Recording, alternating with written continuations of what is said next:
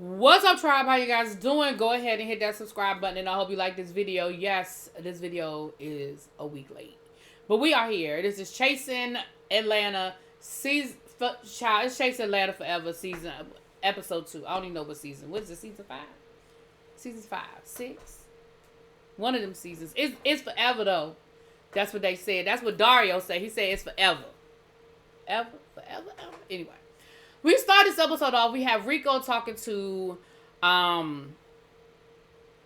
Wayne about the situation down to the park where him and Nick got into that fight. Now, Wayne said that Nick kept bringing up Kendra's name.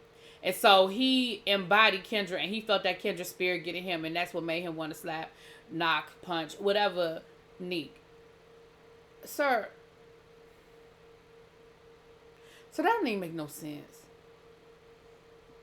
You should act like, this is what I hate. I hate when people do stuff and then they act like they don't understand why somebody responded to what they did. Sir, you showed up with that dollar store trick bag with them fake ass shady gifts that didn't even land. And when Dominique was like, look, I'm not here for the games, I'm not here for all that, I thought you wanted to talk and try to clear the air. And then Dominique presented you that little, when you tried to slide in his ex-boyfriend's DM, and then you was like, whatever, and he was like, whatever, well, it's whatever. And next thing you know, you punched that young man, and then I saw y'all fight. I'm not gonna say who I thought won, but I'm not even going to get into that because, I should not be celebrating y'all fighting. So I'm not going to get into that part of the situation.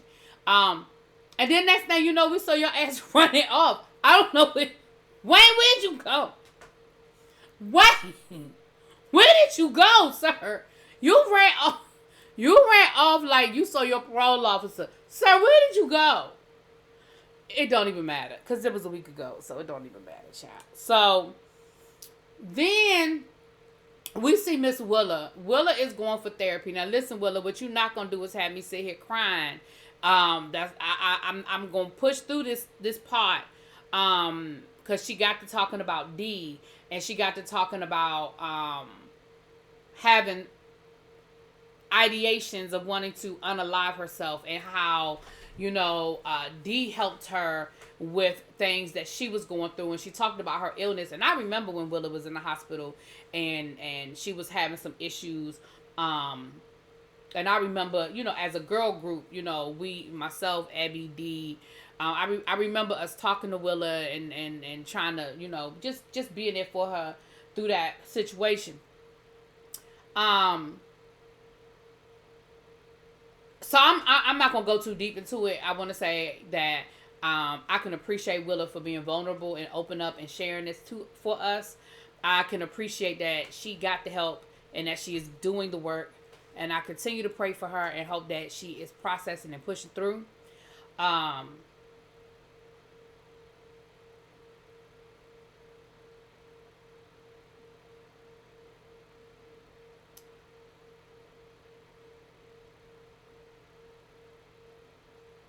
See, that's why it took me so long to do this review, y'all.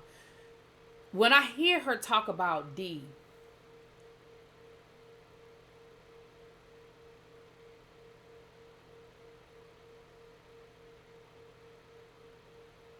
thank you for sharing. I can't do it.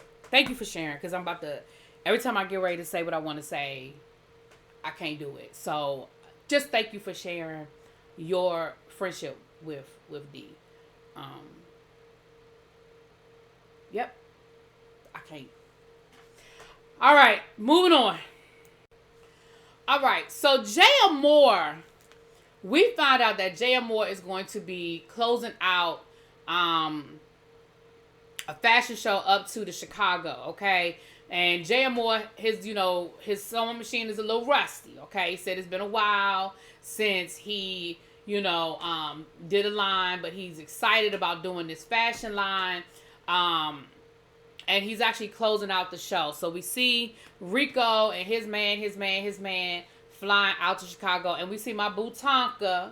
Tonka is there too. So they go check on J.M. Moore. J.M. Moore is in that hotel room with that sewing machine, finishing up the final touches for this line. And we found out that him and the boyfriend done broke up. He said that the boyfriend was down to the freak Twitter letting his freak fly.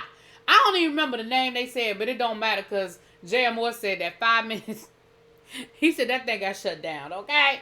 So I don't even remember what the name was, but it was, I don't know, juicycakes.com. I don't know what the man's name was. But he found out that the man was down to the freak Twitter. He said, listen. He said, I tried to work with it. The man cheated on me not once, not twice, but more times than that. And he just couldn't stop it. He said, so clearly what you have here isn't enough. So going out there and fly, eagle, fly. Listen, I'm with you, Jay. I mean, I could tell that that it was a lie. I could tell that you was a little hurt because the way you was talking so fast, you was trying to hurry up and get through it.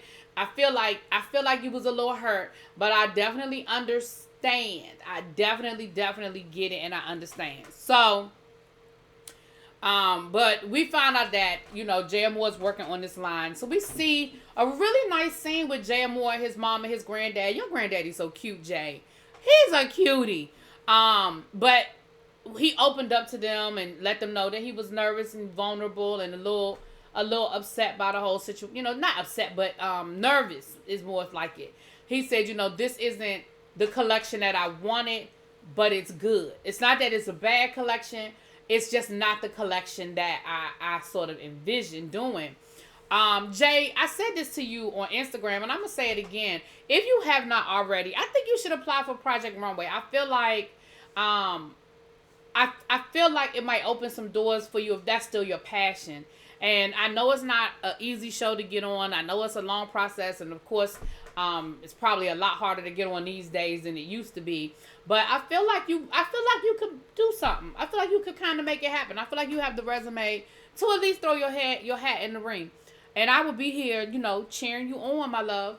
So, but that was a cute scene, where he talked about, and the one thing that I thought about, when you were laid up in the hospital, you wanted a sketchbook. That tells me that that's your passion. Even though your mama was fussing because she said she wanted you to focus on getting better. But baby, that's your mama. She's supposed to feel like that. But that's your passion. That's what you want to do. You're laid up in a hospital bed. You came close to not being here. But what made you happy, what put you at peace, was sketching. So I feel like that is your passion. Now, you may have gotten a little jaded for different reasons. And I get that too. Because it's a hard road.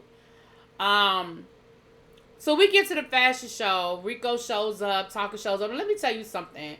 Rico and Tonka are friends. Those are good friends. Those are some good Judies, okay? Because number one, they flew up there to see it. And they was rooting you on, cheering you on. Hell, Rico even lied and said his outfit was a J.M. Moore original.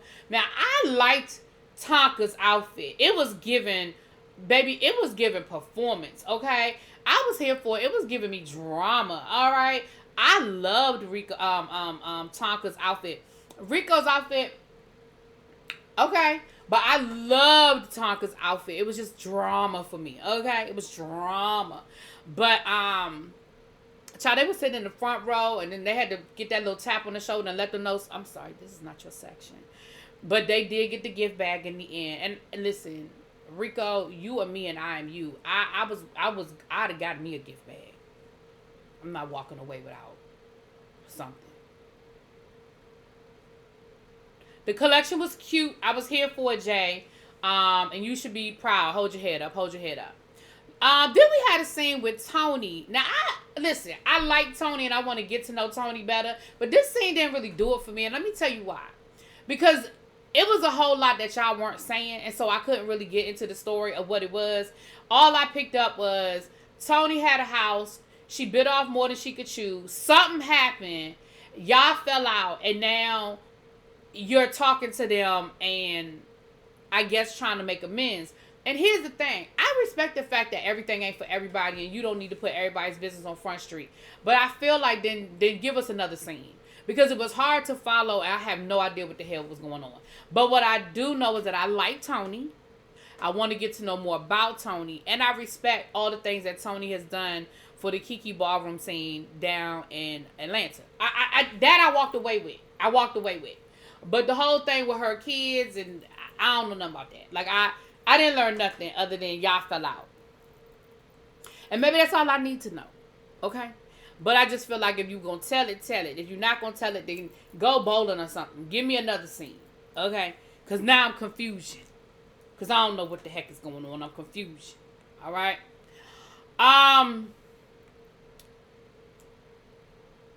We have a scene where We Were Born.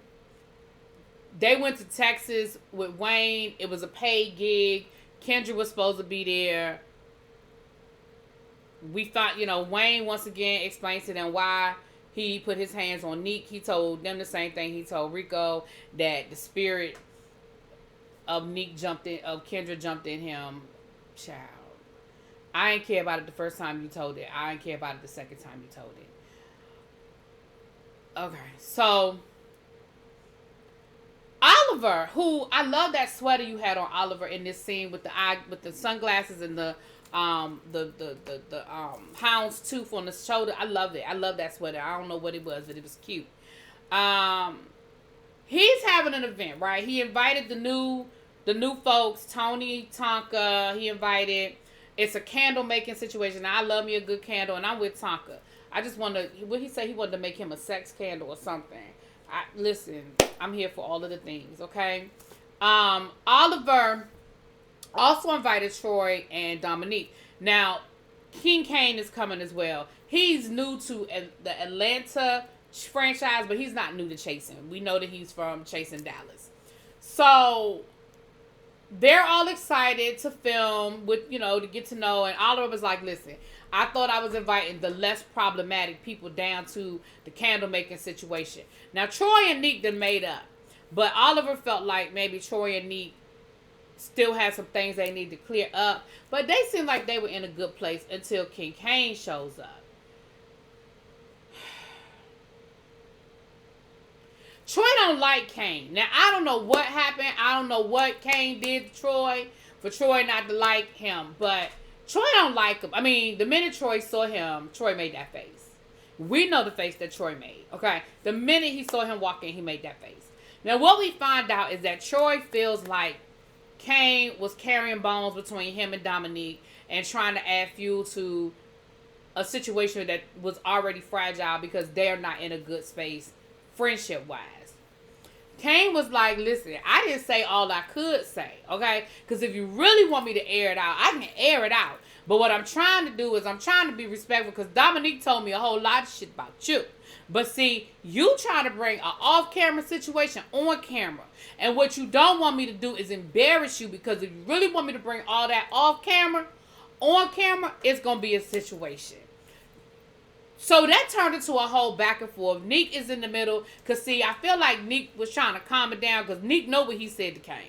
Okay? Neek know what he said. So Neek was like, all right, y'all. All right. But Troy was on go. Because, like I said, Troy don't like him. And I feel like it's deeper than that little conversation, that little bone carrier situation that we heard about. I feel like it's deeper than that. And I feel like as the season goes on, we're going to find out how deep it is.